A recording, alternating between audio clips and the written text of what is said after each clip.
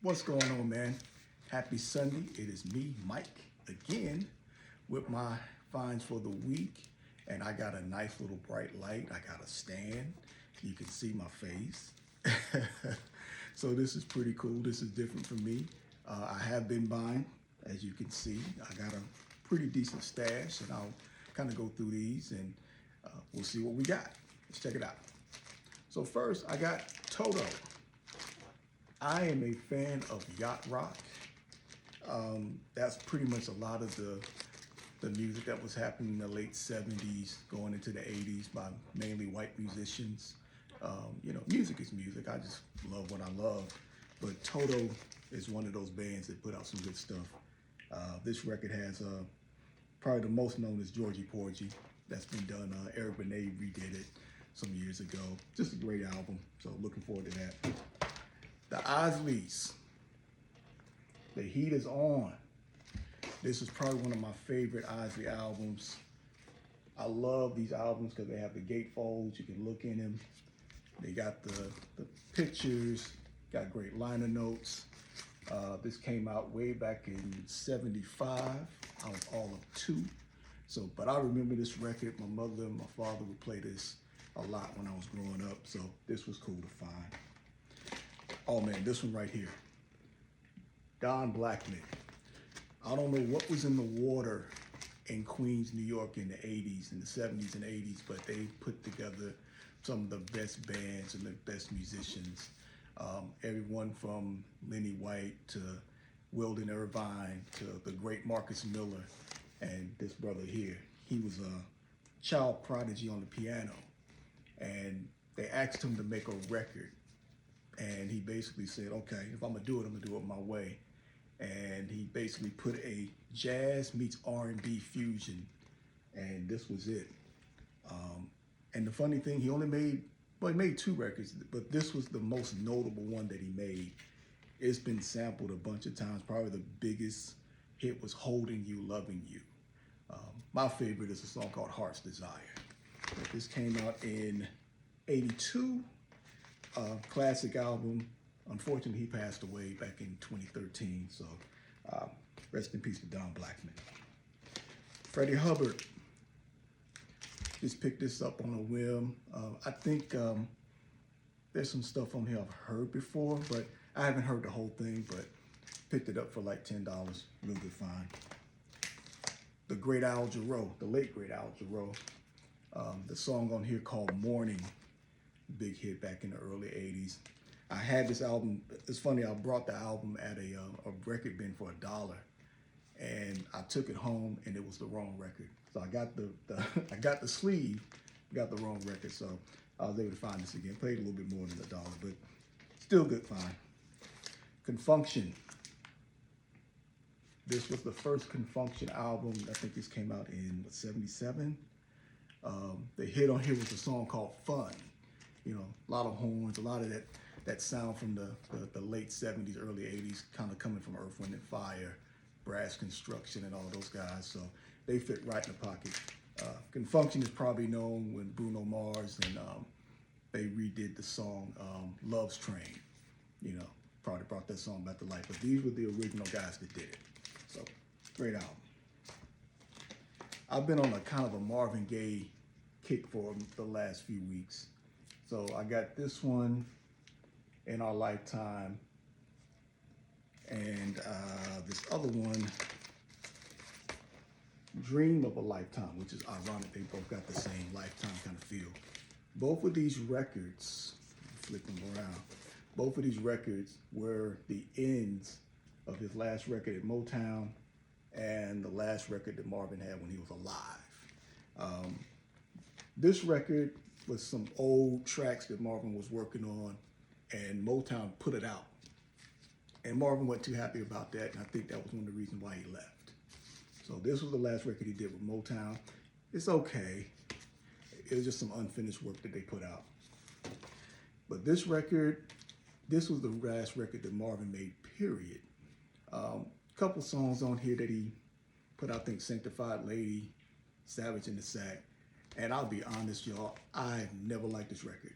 I thought this was the worst Marvin Gaye record ever. Never liked it. I just didn't like the direction that Marvin was going in. Marvin was getting more into kind of a real raunchy, crass kind of sexual thing, opposed to him just kind of touching the envelope. He was just going way past it. So just I don't like the album, but for the collection, just to finish it, I'll get it. So, and the Marvin Gaye analogy, just some greatest hits, not bad for 99 cents. The great Louis Jordan. This is considered the godfather of R&B, and I would say even hip hop. He did a lot of rhythmic kind of rhymes with this music, and he did a lot of storytelling. And this was back in the I say the 40s, early 40s, mid 40s. The Choo Choo Boogie, that's a good song. My favorite song is a song called Beans and Cornbread. If you ever seen the movie Malcolm X, there's a scene where Malcolm is getting busted by the cops and they got the song playing in the background. And if you watch the movie enough, you kind of get curious, what is this song about beans and cornbread? And it's a funny song if you ever listen to it. But found this on eBay. Rotary Connection. This was the group that started off with Minnie Riperton. Minnie Riperton wound up branching off from.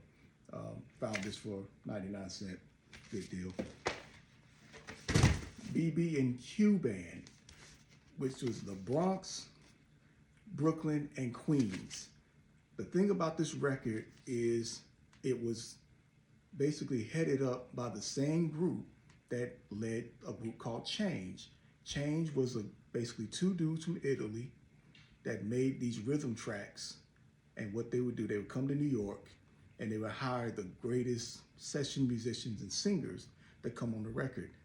The first big hit for Change was a song called Glow of Love by an up-and-coming session singer named Luther Vandross.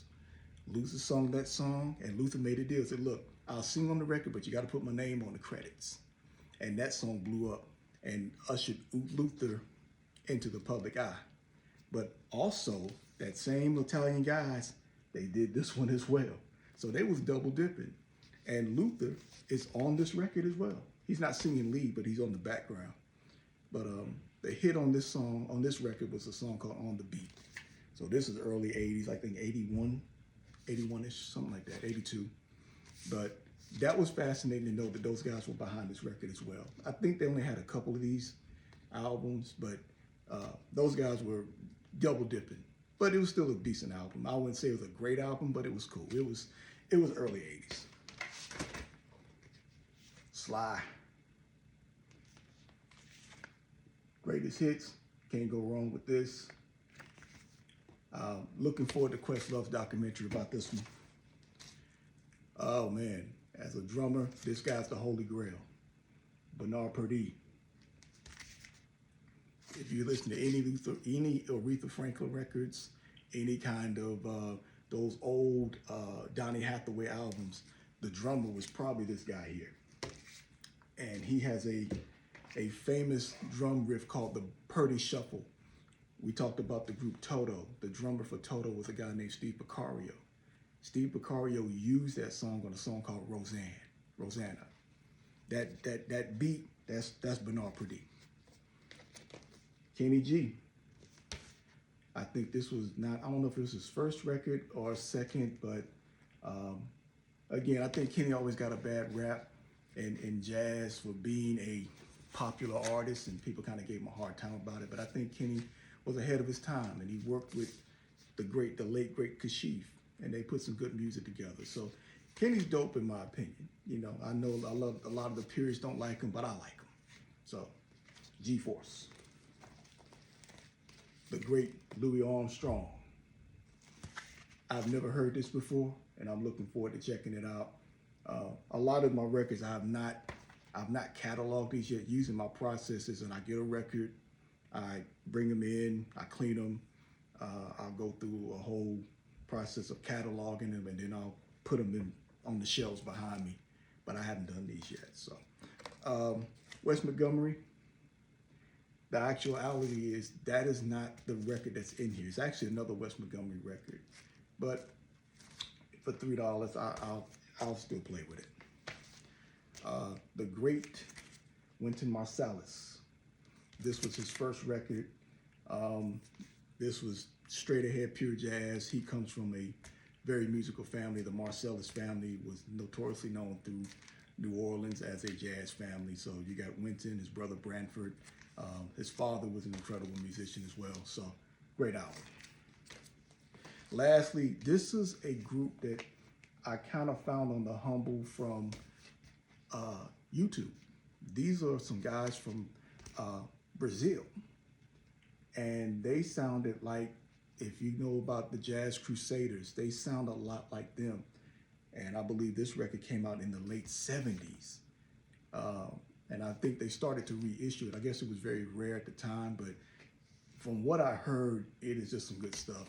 And I'm just glad I was able to find it. eBay. And shout out to Repo Records, shout out to Mad Jack Records. That's where I found these records this week.